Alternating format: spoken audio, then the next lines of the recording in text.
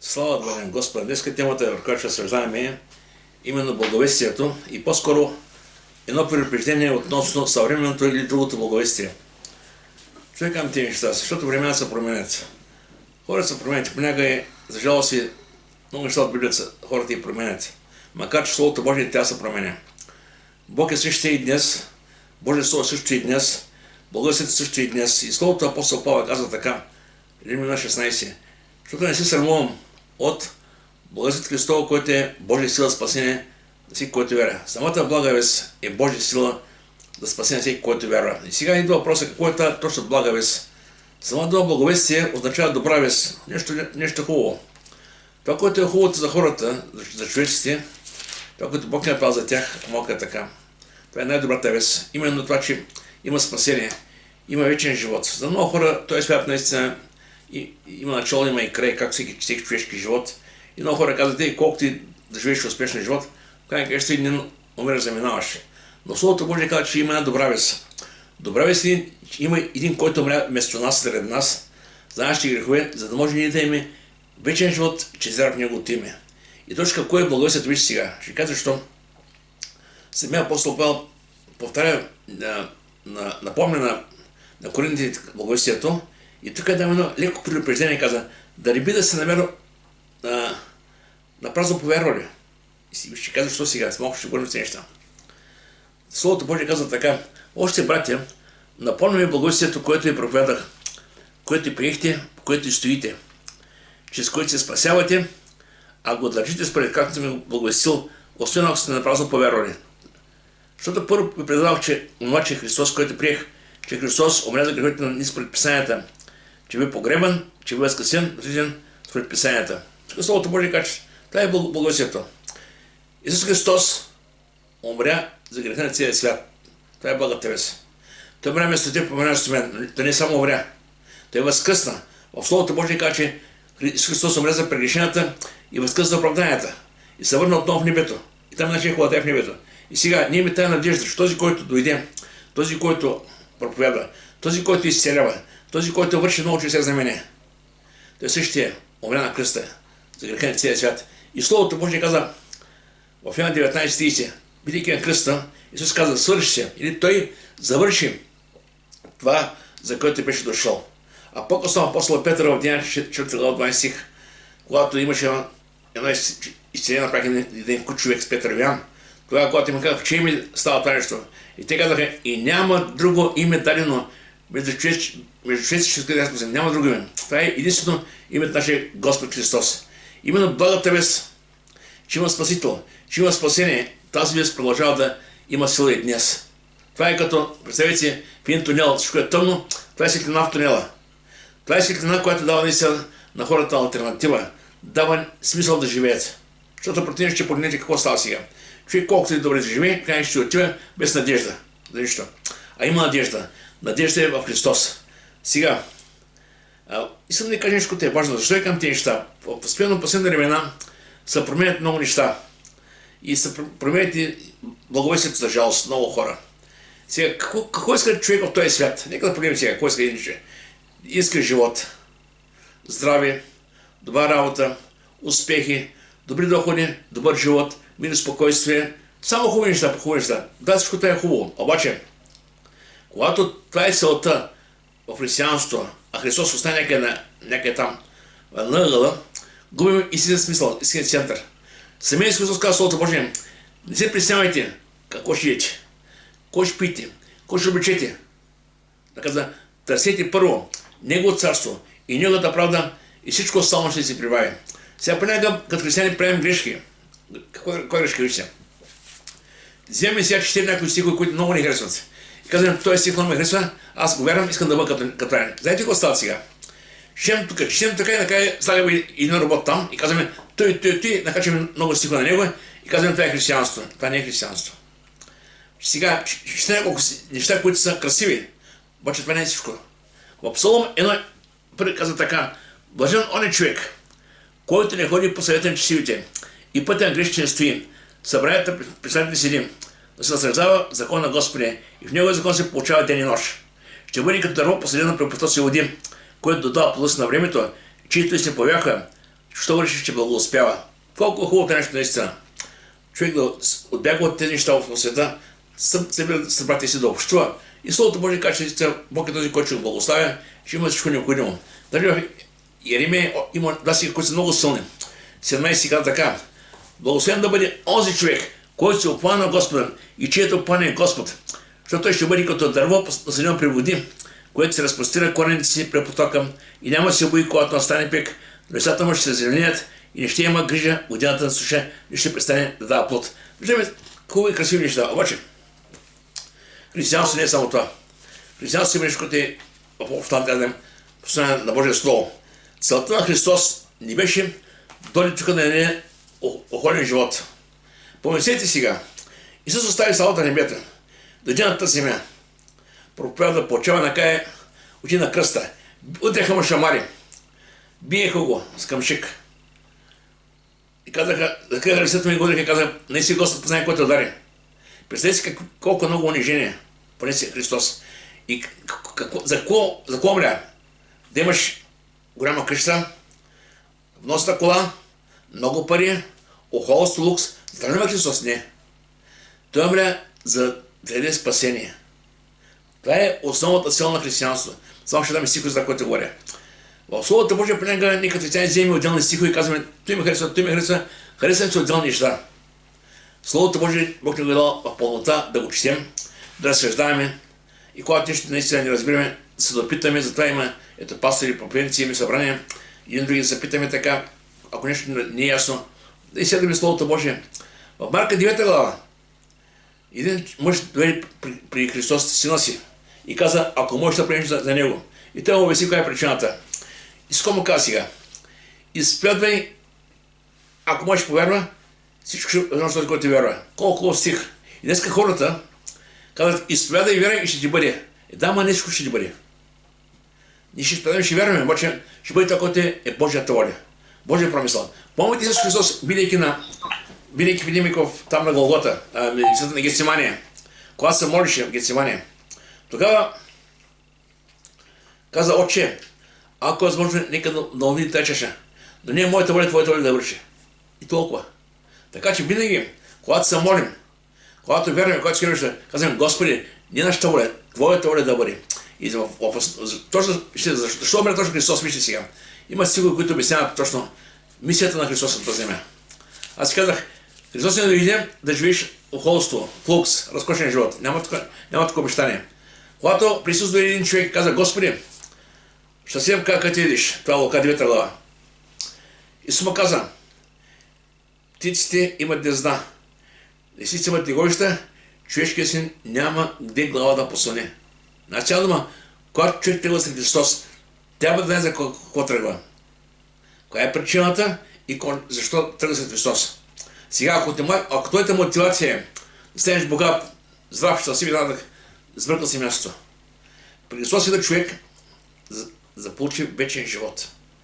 Беден богат, това не е толкова важно. Важно е Христос да бъде в твое сърце.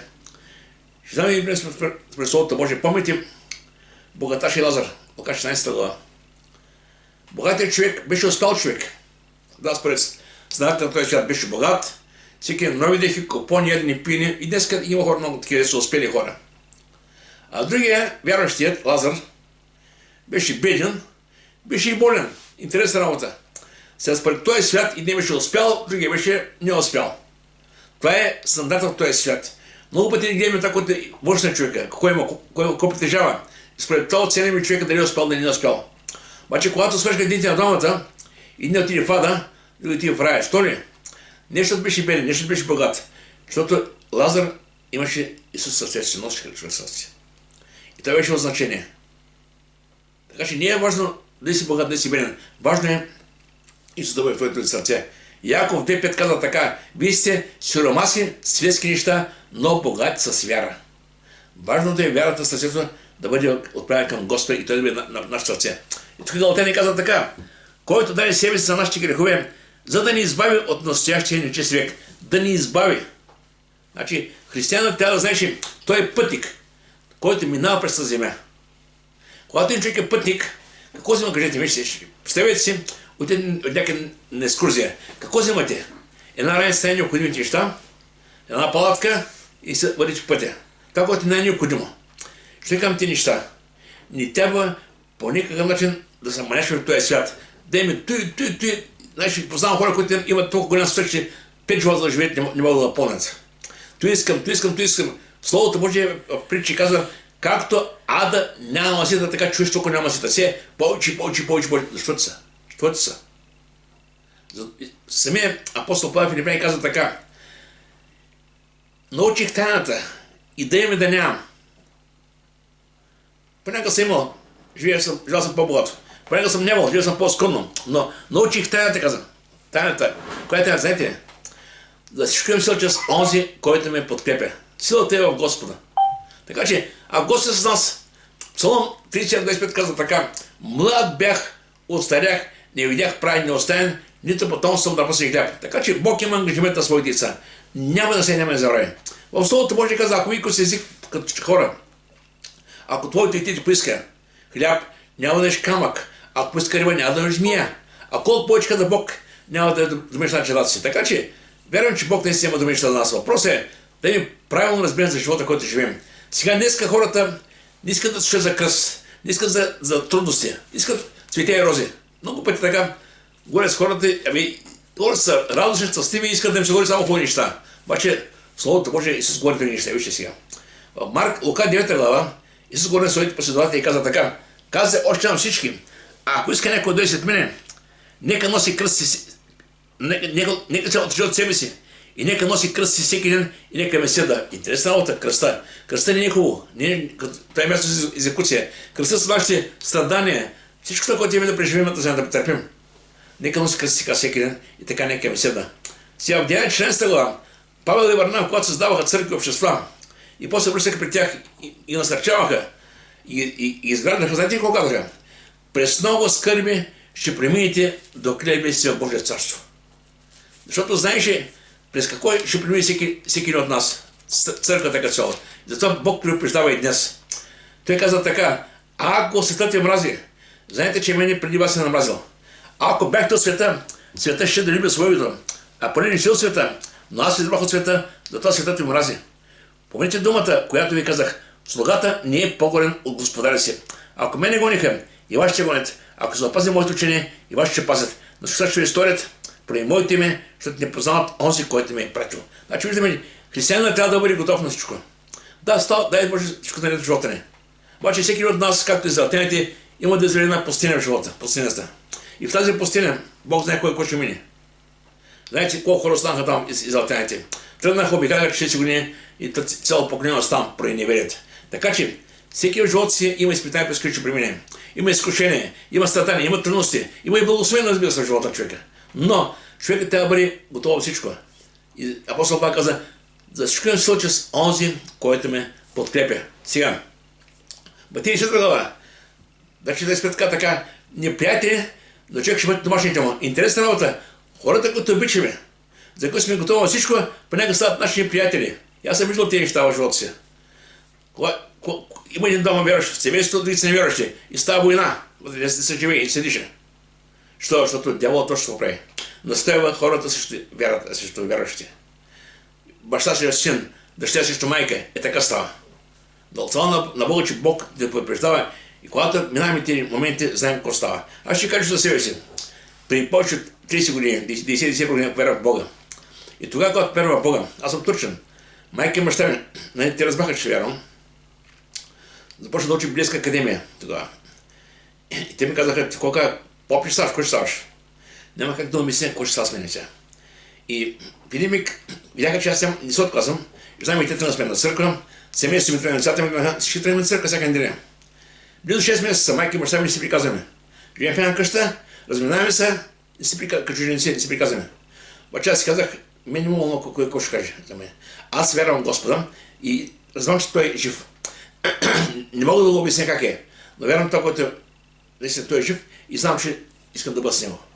И полека стъпка по стъпка минаха тези времена и полека мечтата се успокоиха. Искам да кажа, че винаги ще има трудности. Понякога най-мисли хора, които обичаш, са срещу тебе. Било съпруга, било са деца, внуци. Така става. Но Словото Божие ме предупреждава да бъдем готови. Сега, Съвременното християнство не иска да слушат за кръст, за трудности, страдания. Всички искат само цвете и рози. Едно ли не, ела при Господа, животът ще бъде цвете и рози. Това е заблуда. Знаете, понякога, когато се говори така на хората, и хората идват от църква. И когато дойдат от църква, знаете какво става? Като дойдат изпитанията в живота им и казват какво става, какво не обещаха, кой не нагадателя. Разберете, има Бог, има и дявол, това е самата истина. И ако ние сме от страната на Бога, има един дявол, който воюва срещу нас. В Йоанна 10:10 Исус казва така: къде са дявола? Идва да открадне, да заколи и да погуби.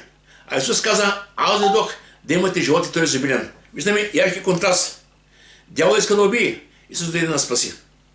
И от нас зависи към кого ще се представим. В този свят хората, които не познават Бога, те са негови на дявола. Той тях не иска, че те са негови. Те са неговата кошара и той си е камада. Но тези, които са Христови, са в кошарата на Господа. И ако и да има атаки, ако да има трудности, Бог няма да остави. Сам Исус казва Словото Божие: ето, аз съм с вас през всички дни до свършика на века. Вижте, нещо, което е важно. Да е мотивацията да продължаваме с Господа, не се спираме. Некой не каже: ама сега много трудно, какво ще прави сега? Колкото са трудно, Бог е силен, Бог е с нас. Божие Слово казва така: ако Бог е от към вас, кой ще бъде против вас? Няма такава сила, разберете ме. В първия 4 казва така: този, който е във вас, е повелик от този, който е света. Бог е с нас, Исус е с нас, Светът е в нас. Така че Бог е напълно с нас и той не е расте, не е забрави. Сега, Битие 17 ангел казва: Лоте, бегай за живота си. Бегай и не поглеждай назад. Значи това е, този стих има валидност и днес. Сега как преди малко наистина, много важно да разбираме откъде идват тези неща. Дявол се умява чрез лъжепророци, лъжеучители, лъжепастири да проповядат друго слово, друго Евангелие. И за жалост ни дава Словото Божие, че тези неща ще ги има. И ние трябва да бъдем готови наистина да се противопоставяме. Сега, в Тимотей каза така, 2 Тимотей, 3 глава 13 стих: а нечестивите човеци и измамници се облучават повече и повече, като мамят и бъдат мамени. Тези хора, които заблуждават хората, ще стават още повече стават.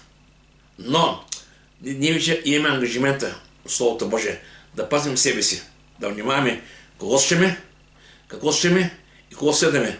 В Матея 15:14 Исус нарича фарисеите слепи водачи. Сляп, слепеца, ако ви не каза, и двамата ще паднат в ямата. А вижте, още от Тимотей какво предупреждава.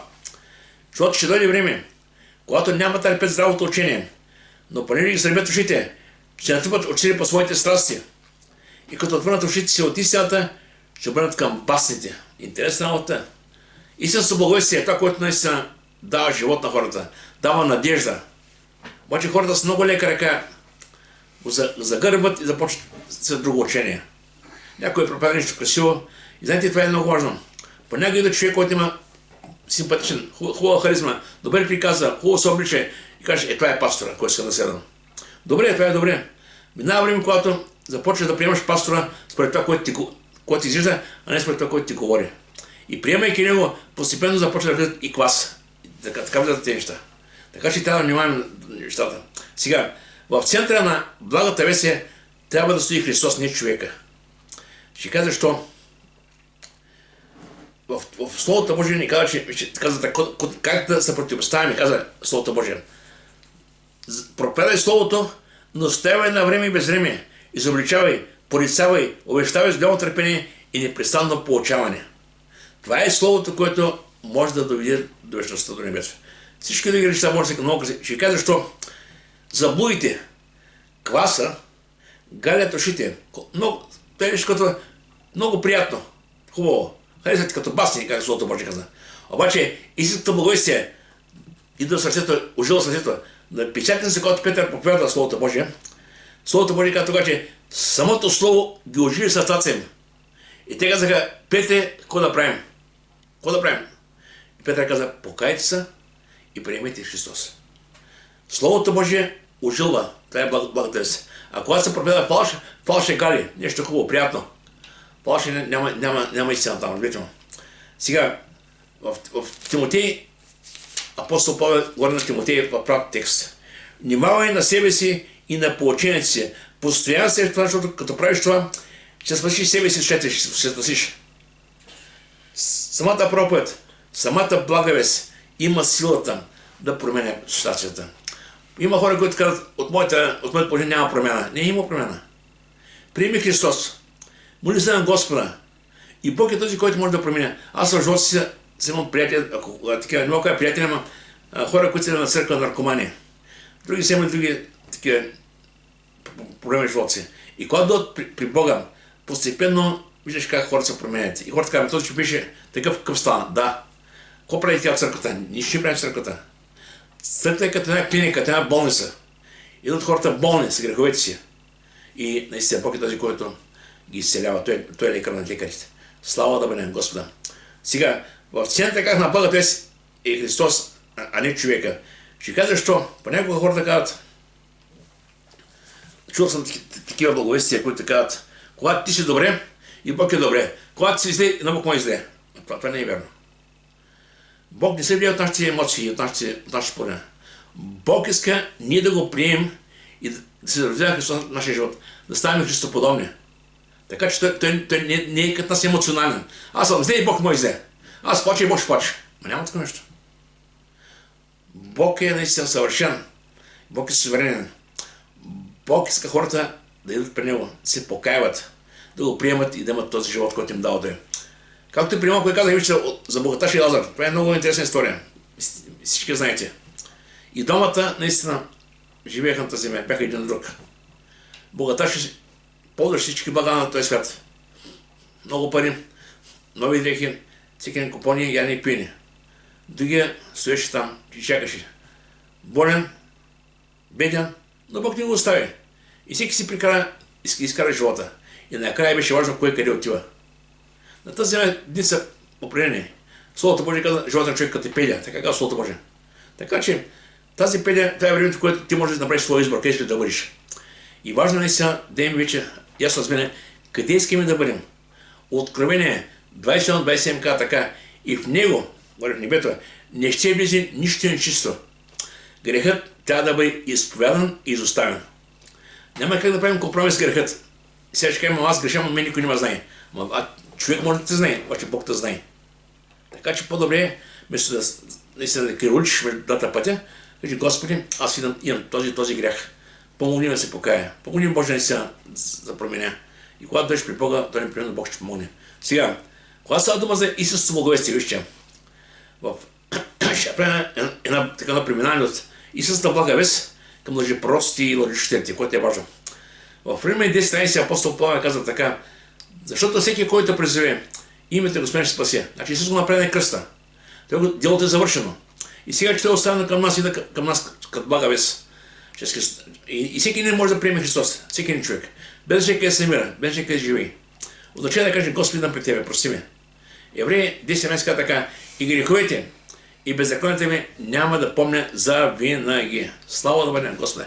И сега, Бог ти предупреждава, че има лъжепророци и лъжеучители. И това е важно. Дава ни малко да разбираме как да ги разпознаваме, ако малко е така. Защото понякога може да кажем, ама този хубав човек, добре изглежда, добре говори, как да разбирам какво говори, дали е фалш, дали е истина. Ще кажа малко, ще открия някои неща. Словото Божие казва така, пазете се от лъживи пророци, които идват при вас с овча дреха, а вътре са вълци и грабители. Значи отвънка изглеждат като всичко останали. Всичко да са харизматични, приятно говорят, красиво говорят, за Бога говорят, обаче вътре са вълци и грабители. И неминуемо това, което е вътре, то рано или късно се започва да се виждат. И казва така, и тъй от плодовете им ще ги познаете. Какво значи плодовете? Това е живота. Поне как се облича. С скрити хори. Как говори. Как живее. И още има доста неща около човека, които показват кой е всъщност той самия. И тогава, когато видиш нещо не съответства с това, което говори, ще разбери тогава вече какво става там. Бог ни дава наистина тези неща да ги виждаме.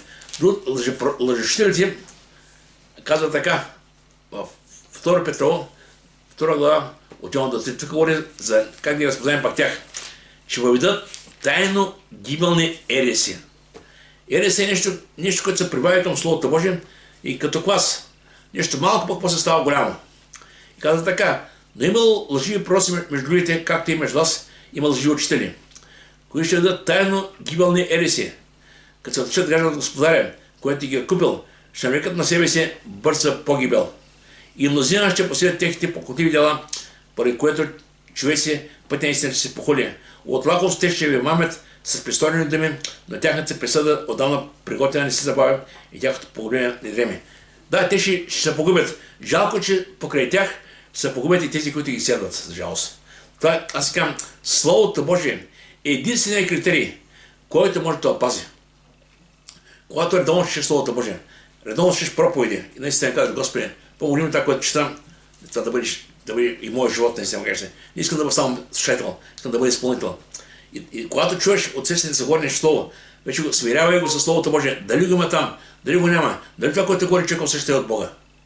Защото казах, има Божии хора, има и такива, които са от Бога. Така че е важно вижте. Сега Словото Божие каза, Йоан каза много интересно за тези хора. Този тип хора, които говорят за Бога, но не са от Бога. И ви какво казва за тях. В Първа Йоанна 2019 каза така, от нас излязоха, но не бяха от нас. Защото ако бяха били от нас, ще се останат при нас. Но излязоха, за да стане явно, че те всички не са от нас. Когато един човек има някакви корисни цели, и да видим когато те се показва. Я борба за власт, я нещо да отцепи някого нещо някъде, винаги не стоят мирно.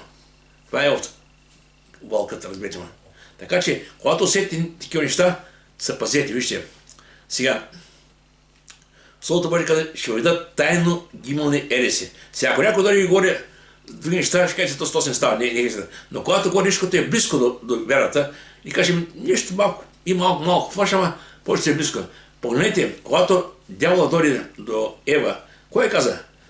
Така ли каза Бог, иначе ли каза Бог, започна да приначава Словото Божие и Ева накрая се греши. Така стане, когато си спомните, когато беше изкушаван. Дявол каза, писано е така, писано е така, писано е така, пак дойде със Слово Божие. Вижте, дявола понякога ще идва като да попада Евангелието. Обаче, не дейте вярата на всичко това, което се говори.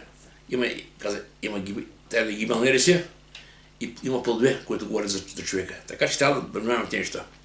Сега, искам да кажа, че благовестието е едно. И то върви към спасение и то не се променя. В Йоанна 14:6 Исус казва Словото Божие, аз съм пътят, аз съм истината, аз съм и живота и никой не дохожда при Отца, освен чрез мене. Сега, нека да погледнем сега какво говори Словото Божие за другото благовестие.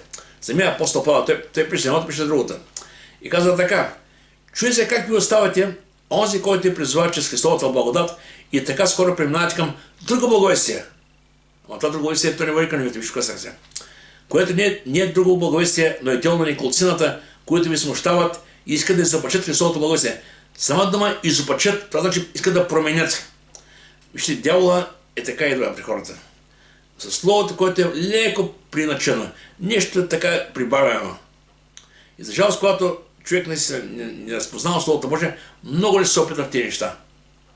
И казваме, то прилича на това, ама да прилича, ама не също. И казват така, но ако сами ние или ангел от небето ви проповядат друго благовестие, освен това, което ви проповядахме ние, нека бъде проклет. Самия апостол Павел каза, нека бъде проклет. Защо? Защото другото благовестие води към ада. Води към огненото езеро. Значи всяко друго слово, което изопачава истината, води към ада, това че не е истина. И много важно е като християни да ги разберем. Сама дума изопачава, това значи представя неверно или изкривено, променено или изцял заблуда. Значи цялата дума това е изопачаването. И важно е сега да знаем, че Словото Божие ни предупреждава за тези последни времена, че има такива неща. И Словото Божие казва така, във 2 Коринтяни 2:15. Това са много силни стихове. Казва така, защото чрез Бога ние сме Христово благоухание за тези, които се спасяват и за ние, които погиват. Нали се смъртносно ухание, което докарва смърт, а другите животворящото ухание, което докарва живот. Ние сме, защото не сме именно като мнозина, които изопачават Божието Слово, но говорим искрено Христа, като от Бога пред Бога. Какво значи? Самата блага вест, тя разделя хората на две. Самото дело на кръста разделя хората на две. Сега, има хора, които казват, просто нека си вярва там сега, както вярва. Кой Бог вярва, не е толкова важно да бъде вярващ човек. Това е заблуда. Няма такова нещо. Единствено, вярата в Христос е тя, като води към небето. Всяка друга вяра, други религии води към ада. На фона на тези всички милиони религии има само един път. И това е чрез Христос. И наистина трябва човек да знае, че трябва да стои твърдо във вярата. Защото вижте, атаките идват срещу именно срещу църквата, не срещу този свят. И затова Словото Божие в Коринтия 1:18 казва: Словото на кръста е безумие за тези, които погиват, а е Божия сила за спасение тези, които вярват в Него. Самото Слово Божие за някои хора е всичко, за други хора е нищо. Сега, това е важно за нас, да разберем сега. При малко казах, Исус ни каза: слепи водачи, сляп слепеца, кой дава отпад в ямата. Когато един човек не осъзнава кой е Бог, кой е направил и на къде ги води Бог, той почва да препада свое учение. Не учение води на друго място. Сега, той каза така: никъде не сме като мнозина, които започват Божие Слово. Сега, искам да ви кажа, понякога наистина чуем много хора проповядват в интернет. Слава Богу на Господа. Сега, не е грешно да не разбираш нещо, но е грешно да започваш истината. Значи, понякога съм чувал, четат нещо, не го разбират, това е тяхното тълкование, казва го така, нищо Бог да го благослови. Обаче, грешно е, когато човек чете нещо и го запачава. Така че греха е там. Така че трябва да внимаваме наистина говорим. И Словото Божие казва Христово благоухание. Значи, чрез благата вест Бог иде при хората и им каза: има живот. И този живот е вечен. Сега, предупреждава Словото Божие, че има такива хора, които ще идат по църквите и няма да говорят истината. И това е наистина вече малко по-притеснително. В Коринтия ни казва така: 11 глава. Защото ако някой дойде и ви проповяда друг Исус, когато ние не сме проповядвали, или ако получите друг дух, когато не сте получили, или друго благовестие, което не сте пили, вие лесно го търпите. Или правя за катър. Няма такова нещо. Когато чуеш някъде нещо не се приказва, не наред, стани и се отивай вкъщи. Няма нужда. От такова слово няма нужда. Има слово, което спасява, има слово, което погубва човека. И ако някой застане там, бил то поканен някой от някъде да говори, и когато не говори Словото Божие, харалата неща. Си ще кажа, защото е опасно. Защото опасно е, когато човек започне да приема клас, заблуди лъжеучение и ги става в един път съзнаем с истината. И тогава вече не може да разбере къде е истината и къде е истина. Защо става така? Вижте, дявола заслепява ума на хората. Това е много. Защо не разбират хората? Аз съм имал много моменти в живота си, когато говоря на невярващи хора. Обясняваме сътворението. Как човекът се грешил. Как Бог е дал после закона. Как после е дошъл Христос на земя. Кой е направил Христос за нас. Обяснявам по най-елементарен начин. И коя е целта за човешкия живот? Човек да търси Бога, създателя си. И видим човек да гледа на тебе, да. След 5 минути той отново там, където е бил. Въобще това, което съм казал, не влязо тук. Знаете защо? Има един, който пречи. Вижте, Словото Божие казва така. Но ако благословението, което проповядахме, е покрито, той е покрит за тези, които погиват. И за тези невярващи, чието ум Богът на този свет е засипил, да ни гръзи светлината, славното благословение на Христа. Има един, това е дяволът, който засипява на хората. Казвам, това е живота. Яш, пи, кто са купоните, живее, това е живота, човек, няма друг живот, бе. Всичко също там гробища. И хората с тази философия така се живеят. Докато ни дойде време, когато се обърнат към Господа, казват: Господи, ако теб тема наистина, както той човек говори, искам да има вечен живот. Искам да позная. И когато дойдеш при Господа, ще успешно казва така: потърсете Господа и ще живеете. Римия, дойде казва така: и ще ме потърсите и ще намерите, когато ме търсите цялото сърце. Така че, и тук след тези хора, които проповядват друго благовестие, когато казва с тях си, вижте, тези хора ще получат твоята награда, в кавички. Обаче жалко, че ще повлекат със себе си и останат хора. Казва така: защото такива човеци са лъжеапостоли, лукави работници, които се преправят на Христови апостоли. И не е чудно, защото самия Сатана се преправя на светен ангел. Тъй, че не е голямо нещо, ако негови служители се преправят на служителя на правата, но тях светлина ще бъде според делата им. Да, те ще бъдат там пада един ден. За жалост хората, които изсират, и ще бъдат там. И сега, Словото Божие много ясно говори че другото благовестие не е добра вест. Добрата вест е една, че Христос дойде, умря за нашите грехове и възкъсна сега от десното на Отца. Сега, искам да кажа така накратко само накрая. Истинското благовестие е това, което докосва със на човека и го води към покаяние. Това е истинското благовестие. Другото благовестие, басните, те галят ума, но човек му става приятно, хубаво, весело, щастлив, радостен, поскача, вика, да, това е хубаво шоу, обаче това не е Божие Слово. Божие Слово води човек към покаяние, към освещение, борба с греха и остана на стария живот. Това е едно истинско слово. А другото е само цветя и рози. И наистина искам да кажа, че всеки от нас има отговорност. Какво слуша, какво гледа и какво да пуска в сърцето си. В притча 4 така, повече що пазиш, пъй сърцето си. Така че наистина трябва да внимаваме. Има хора, които са истински водачи, има и слепи водачи. Сега вижте, какво трябва да бъде нашето отношение към такива неща? Когато усетим някъде лъжеучение, заблуди, квас, копрем, когато апостол Павел каза, нека бъде проклет. Това е. За друга Словото Божие, кого ли са за нас? И примерно чуеш някъде нещо се проповядва. И така и ти отиваш там и искаш, не искаш, чуваш това, което се говори. Какво правиш? Ще си кажа, Словото Божие ни предупреждава. Никой, който върви напред и не пребъдва в Христовото учение, няма Бога. Този, който пребъдва в учението, той има и Отца и Сина. Ако някой дойде при вас и носи това учение, идете го приема вкъщи и не го поздравявайте. Защото който го поздравява, става участие на неговите зида. Виждаме как, никога даже не го поздравявайте. Така, знаете през къщи колко пъти минавате? Яховисти, мормони, кои минават през улицата. С такива въобще да не ги поздравявам. Какво да говори с тях? Много пъти хората казват, иди там, пастор е там при мен. Какво да правят при мен тези хора? Минаха тук една противека и една проекина, тук пред къщи, аз не знам какви са. Ние говорим за Господа, викам, става да бъдем Господа. За кой Господ говори, викам? За Йехова, викам, благодаря ви. Викам, приемете Христос. И аз съм направил благовестен. Почервяха и стрелнаха. Така че вижте, трябва да използваме благовремието, да говорим на хората. Но когато ще усеща, хората не искат да слушат, по-хубаво бягат от страни от тях. И това е последния си, който почти се казва така. И може да се правите да забележите тия, които причиняват раздори и съблазни, противно учението, което се научи и отстранявайте от тях.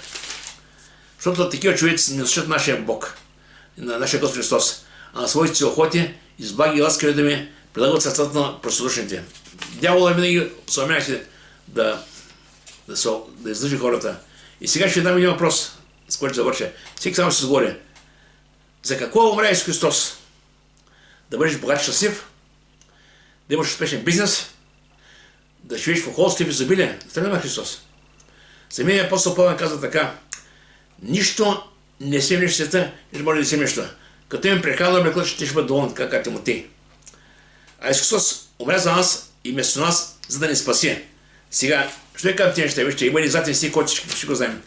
Йоанна 16 казва така: защото Бог толкова възлюби света, че даде своя единороден син, за да не погине ние никой вяра в него, да дадем вечен живот. И сега ще си казва така: поне Бог не е пратил сина на света да съди света, но да бъде светът спасен чрез него. Нека Бог да ме благослови и да ме пази от чуждите заблуди, от лъжеучения и чуждите неща, които идват лъжепророци. Всичко това, което е назрело в последните времена. Бог да ни дава мъдрост и да ме пази. Нека Бог да ме благослови. Нека се молим сега.